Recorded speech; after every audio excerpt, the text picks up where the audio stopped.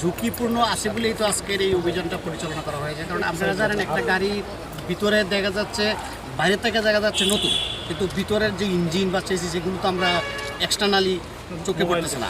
তখন এই গাড়ি ঈদ উপলক্ষে অনেক সময় রিজার্ভ নিয়ে দূর অঞ্চলে চলে যাওয়া হয়, যেখানে আসলে যাওয়ার কথা না। বিশেষ করে দিনাজপুর, রংপুর দিকে গাড়ি চলে যায়, রাস্তাঘাটে দুর্ঘটনা ঘটে, অনেক সময় পরে থাকে, রাস্তাঘাটে যানজট সৃষ্টি হয়, অনেক সময় অ্যাক্সিডেন্টে মানুষ মারা যায়।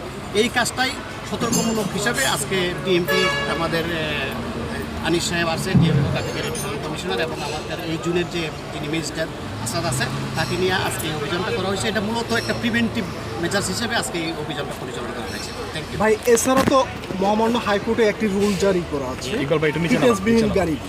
আসলে এই রুলের পরবর্তীতে আমরা দেখতে পেরেছি যে লক্কর চক্কর গাড়ি যা থাকার কথা সড়কে তাই দাপিয়ে বেড়াচ্ছে। আসলে এই বিষয়টা তো আপনারা নজরদারি কতটুকু?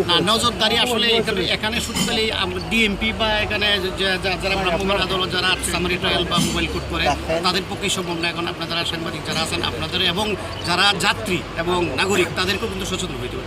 তাদেরকে বলতে হবে যে এই গাড়িটার 40টা সিটের ক্যাপাসিটি আছে, আপনারা এখানে 45টা সিট অ্যাডজাস্ট করছেন। এই কারণে আমাদের বসতে অসুবিধা হচ্ছে। এগুলো আপনাদের অধিকারগুলো আপনারা নিজেদেরকে আদায় করতে হবে। আইন যেমন আপনাকে মানতে হবে, আপনার অধিকারটাও আপনাকে আদায় করতে হবে। এই জন্য নাগরিকদের সচেতন হতে হবে। আপনার সম্পূর্ণ নামটা যদি একটু করবেন। আমার নাম মোহাম্মদ আদম।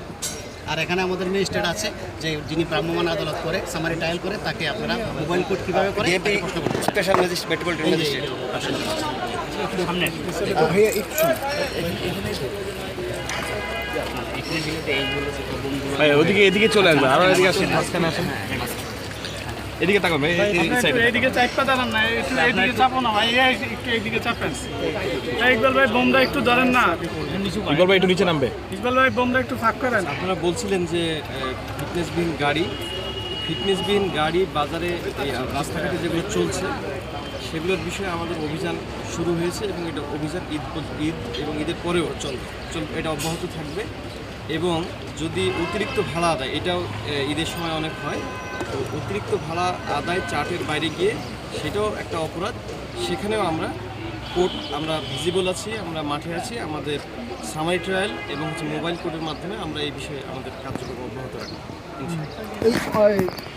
এই অভিযানটা শুধু কি ঈদকে নিয়ে না ঈদের পরও আপনাদের? না, এটা সবসময় চলে, তবে এই সময় সাধারণত ভাড়ার বিষয়টা বেশি দেখা যায়, যে অতিরিক্ত ভাড়া আদায়ের প্রবণতা এই সময় একটু বেশি।